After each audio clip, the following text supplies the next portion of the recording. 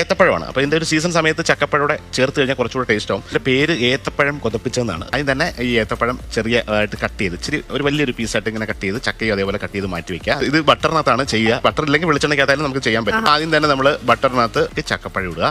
ചക്കപ്പഴം just ഒന്ന് വഴറ്റിയെടുത്തു. അതിൻ്റെ ഒരു കളർ ഒന്ന് മാറുന്ന സമയത്ത് അത് സൈഡിലേക്ക് മാറ്റി വെച്ചിട്ട് വീണ്ടും ഏത്തപ്പഴം ഇടുക. അത് രണ്ടും കൂടെ ഒരു 2 മിനിറ്റ്സ് വീണ്ടും ഒന്ന് നന്നായിട്ടൊന്ന് ബട്ടറിനകത്ത് വഴറ്റിയെടുത്ത് സൈഡിലേക്ക് മാറ്റി വീണ്ടും ഒരല്പം ബട്ടറിനകത്ത് ഈ പഞ്ചസാര, ഇതൊക്കെ ഒരു ഷെഫിന്റെ രീതിയിൽ നമ്മൾ ഇച്ചിരി ഒന്ന് ഡെവലപ്പ് ചെയ്താണ്. ഇതൊന്നും സാധാരണ വീടുകളിൽ ഇങ്ങനെ ചെയ്യത്തില്ല. കയറ്റി എടുത്തിട്ട് പാലൊഴിച്ച് സ്റ്റൂ ഉണ്ടാക്കുന്ന പോലെയാണ്. ഷുഗർ നല്ലപോലെ ഒന്ന് മെൽറ്റായിട്ട് വരുന്നുണ്ട്. മെൽറ്റായിട്ട് ഇതിനകത്ത് കാരമലൈസ് ചെയ്ത് നന്നായിട്ട് റെഡിയാക്കി എടുക്കുകയാണ്. അടുപ്പോൾ ഒരു സ്മെല്ല് വരുന്നില്ലേ, ലേശം ഏലക്ക പൊടി കൂടി ബട്ടറിനകത്ത് ഇടുകയാണ്.